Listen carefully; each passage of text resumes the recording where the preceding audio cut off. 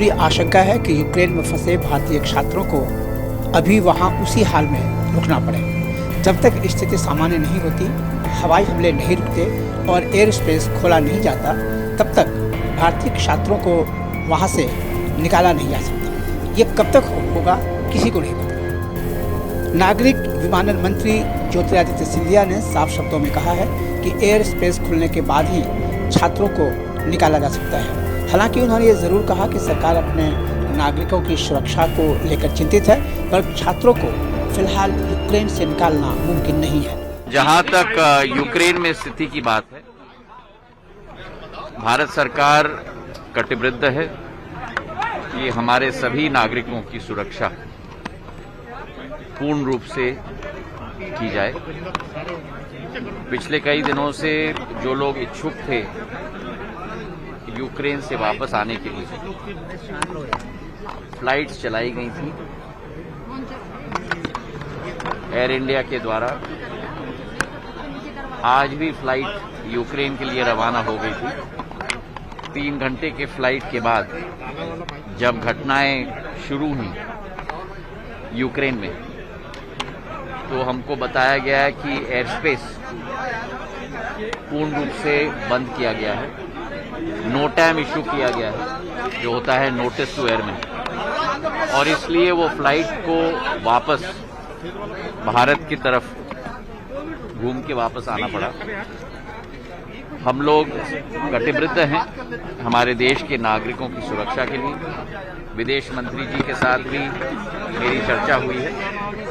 जो स्थिति है उसका पल पल का जायजा हम लोग ले रहे हैं, और जब स्थिति नियंत्रण में आएगी, शीघ्र जब एयर स्पेस वहां खोला जाएगा, हमारी फ्लाइट्स की शुरुआत दोबारा हम लोग करेंगे। दूसरी ओर विदेश मंत्री एस जयशंकर ने रूस, रोमानिया और हंगरी से बात की है ताकि भारतीयों को सड़क के रास्ते यूक्रेन से उन देशों तक और वहां से हवाई जहाज के जरिए भारत लाया जा सके। एस जयशंकर ने भारतीय छात्रों को यूक्रेन से निकालने में मदद करने के लिए रोमानिया के विदेश मंत्री बॉगदान ऑरेस्क्यू की तारीफ की। उन्होंने हंगरी के विदेश मंत्री पीटर स्टीजातो की भी तारीफ की और कहा कि वे भारत की मदद करने के लिए तैयार हैं।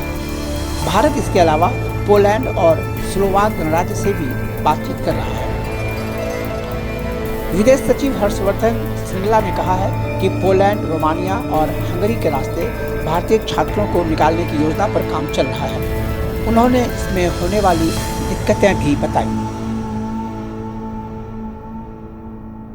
जो सिचुएशन आज है वो इवॉल्विंग सिचुएशन के कारण से है, और ये भी हम कह सकते हैं कि जो हमारे जो नागरिकों का सुरक्षा है, उनके वेलबींग है और उनके जो इवैक्यूएशन के जो अरेंजमेंट्स हैं वो हम पूरी तरह संभाल लेंगे, और इसमें कोई घबराने की बात नहीं होगी।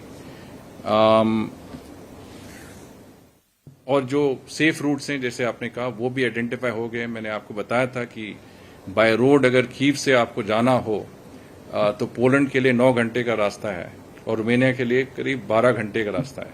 तो वो रास्ता भी मैप आउट हो गया है, और वो रास्ते में जो पॉइंट्स मैंने बताया, जैसे कि लिविव है, चेर्नोवित्स्की है, वहां भी हमने हमारे टीम्स, जो रशियन स्पीकिंग ऑफिसर है, वो टीम्स हम भेज रहे हैं। वो वहां पे होंगे ताकि वहां से भी जो मदद और सहायता हम दे सकते हैं हमारे नागरिकों को, वो हम जरूर देंगे। Certain unilateral sanctions were already existing as far as Russia was concerned. Some additional sanctions have been imposed by the United States, by the EU, by Australia, Japan, the UK, among others. But this is an evolving situation, as I said, and we have to see what sort of impact these sanctions will have on our own interests. Clearly, we need to study this carefully, because any sanctions will have impact on our existing relationship. I think it would only be correct to acknowledge that factor, but the actual impact of the sanctions needs to be studied carefully, and we will do that.